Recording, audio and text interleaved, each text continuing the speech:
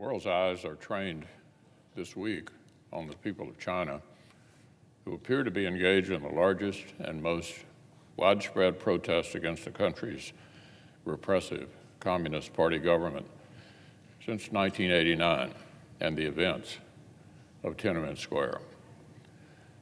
While most of the rest of the world has learned how to adapt to the coronavirus, mitigate its worst effects, and get on with living our lives, the people of China, where the whole crisis began, are still trapped in a Groundhog Day of permanent pandemic measures.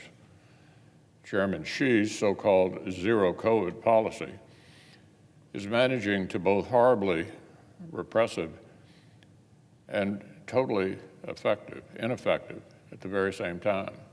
Horribly repressive and totally ineffective at the very same time. They've had unending cycles of punishing lockdowns, repressive quarantines, and mass testing. Reports and social media posts are flying around the country, like allegations that the government let people burn up an apartment building building fire rather than break quarantine, and that a 4-month-old baby girl died because the COVID rules did not allow her to get proper medical treatment. Of course, sadly, none of this is new or an aberration. This is actually perfectly in line with the CCP's long and brutal history. As in the past, the CCP is failing their citizens and lying about it. When the rest of the world tunes in to World Cup matches, they see cheering crowds, but in China, its broadcasts censor views of the stands to prevent their citizens from seeing unmasked foreigners enjoying actually a normal life. People of China have put up with this dystopian state of affairs for nearly 3 years now, and now their patience has ended. Across China's major cities, residents are taking to the streets and speaking out. Local, civil protests are not uncommon in China, but these protests appear to have a different character, more widespread, more bold and brave, more fed up.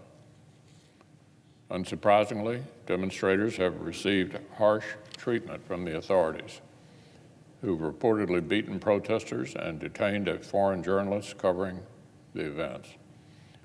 The state media keeps parroting propaganda, but video evidence of the protests and the heavy-handed response is getting through the CCP's great firewall, and thus far the people have not backed down. Now you hear some people suggesting that if a clumsy authoritarian nation is facing such troubles at home, it must pose less of an international threat than we had thought. But this is precisely wrong. Vladimir Putin's previous aggressions against Georgia and Ukraine, its operations in Chechnya and Syria, and now this latest brutal war show exactly how even clumsy and dysfunctional regimes can inflict a terrible toll on free nations and free peoples. Iran, North Korea, and Syria have spent decades proving the very same thing. Of course, China isn't declining. It's continuing to expand and modernize its military power. And Xi and his CCP constantly show us that they view denying their own people's freedom at home and disrupting other countries' freedom through the Indo-Pacific as two goals that actually go hand in hand. For thugs and dictators, repression at home and aggression abroad are two sides of the same coin. So when we see the mismanagement and dysfunction from regimes like Putin's and Xi's, the answer is not for America and our allies to relax our vigilance, pull inward, or pay less attention to our global interests. The answer is to increase our vigilance, redouble our strength, and keep our friends and partners even closer. The Biden administration statement yesterday on the Chinese people's protest was actually too tepid. But what we need are not just stronger short-term words, but stronger long-term actions and strategies. The support that America and our friends have provided to Ukraine has not just been an act of philanthropy to an innocent people who deserve help fighting off the invaders. It is also bringing major benefits to the U.S. and our partners in the most practical terms. In the course of fighting for their homes and families, the brave people of Ukraine are seriously degrading the abilities of one of the free world's greatest self-appointed adversaries to deal out violence. Putin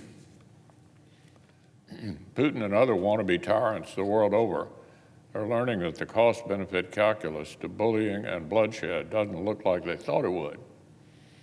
The importance of this deterrence goes beyond just Europe. China has spent decades investing steadily in military technologies that increase threats to U.S. forces and our allies in the region.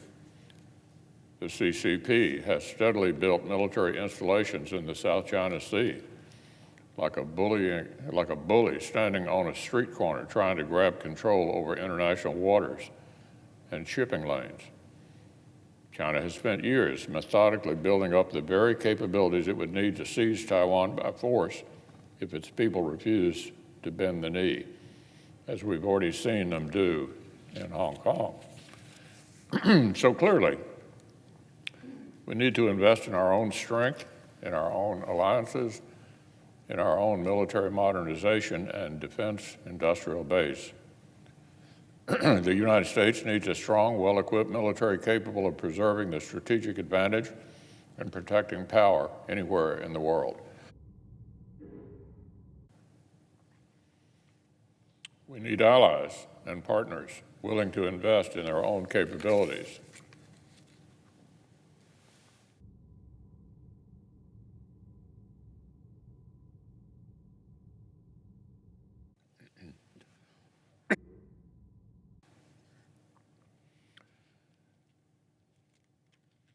We need our private sector and our partners to understand that free peoples ought to be doing more trading among themselves, but be a lot more, careful locating their capital and their employees in a repressive country that disregards basic freedoms and steals intellectual property on an industrial scale. And we need a sufficient military-industrial base to keep ourselves safe and remain the free world's arsenal, a win-win for our security and for our economy. Among other things, that means rebuilding munitions stockpiles and weapons inventories that have been allowed to atrophy since the end of the Cold War. It means not waiting to arm and train our partners until a bad actor has already started a war.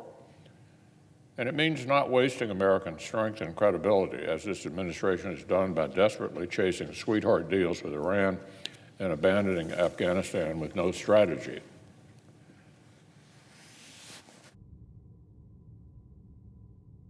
Fighting for the common defense is one of our basic duties here in Congress. The Democratic leader should have prioritized the National Defense Authorization Act months ago. I'm glad we'll finally be turning to this essential bill shortly.